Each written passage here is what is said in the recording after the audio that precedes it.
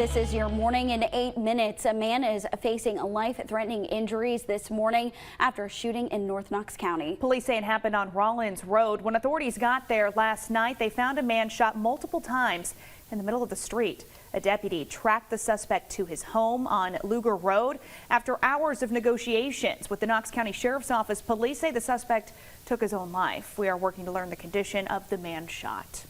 Continuing coverage, a 2-year-old boy is still in critical condition after police say he shot himself in the face on Wednesday. It happened in Jefferson County. The sheriff says the investigation is ongoing. No charges have been filed. And a sentencing date is now set for a man convicted of child rape involving a third grader. While awaiting trial, Eric Courtney Leto tried fleeing the country. Prosecutors say in 2019, an 8-year-old girl told Knoxville police Leto sexually abused her multiple times. Before the trial, the DA's office says Leto cut off his GPS ankle bracelet. U.S. Border Patrol agents caught him at the Mexico border. Leto is set to be sentenced on May 20th. District Attorney Sharm Allen says they will seek the maximum life sentence. And a Knoxville man with 10 warrants out for his arrest is due back in court this morning. Lamar Wade is facing charges of burglary, stalking, and assault. He now faces additional drug and weapons charges after police arrested him Wednesday. He will go before a judge this morning. He'll be back in court to ask a judge for bond. And more charges could be on the way for 2 Gibbs High School students who were arrested after participating in a viral TikTok challenge. It's known as the Orbeez Challenge. Students filmed themselves shooting others with splatter guns filled with gel-type pellets and posted to social media. The Knox County Sheriff's Office says both students admitted to doing this to other kids as they were walking home from school.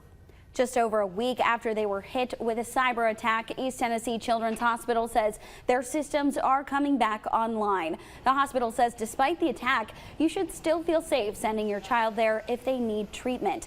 We're still working to learn where this cyber attack came from. And around the state this morning, next Tuesday, Governor Bill Lee is set to add an amendment to this year's fiscal budget that could lower your grocery bill. He's proposing a 30-day suspension on state and local grocery sales tax. He says this proposal will help give direct relief to shoppers as inflation surges nationwide. The suspension could go into effect as early as May for 30 days.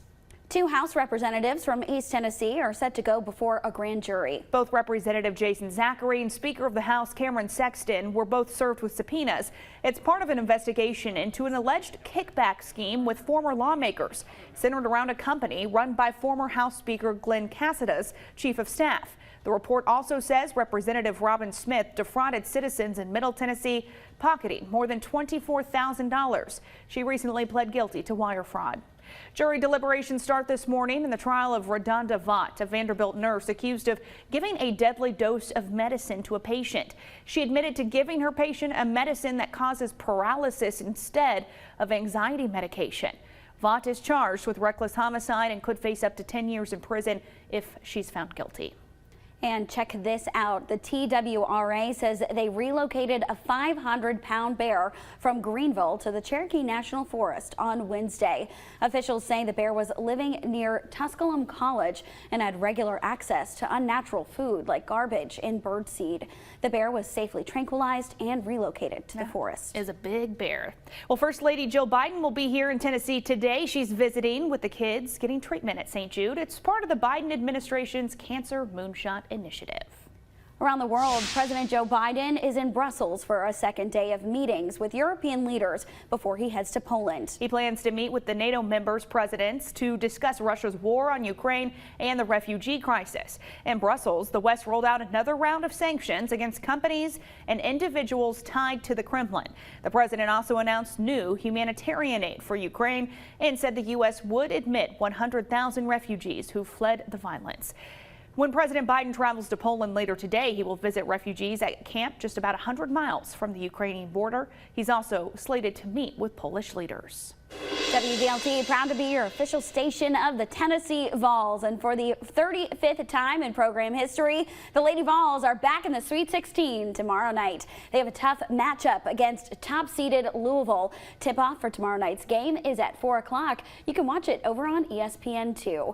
And just a reminder, tonight our sports team has got you covered leading up to tomorrow's big game. It's the Big Orange Madness Special.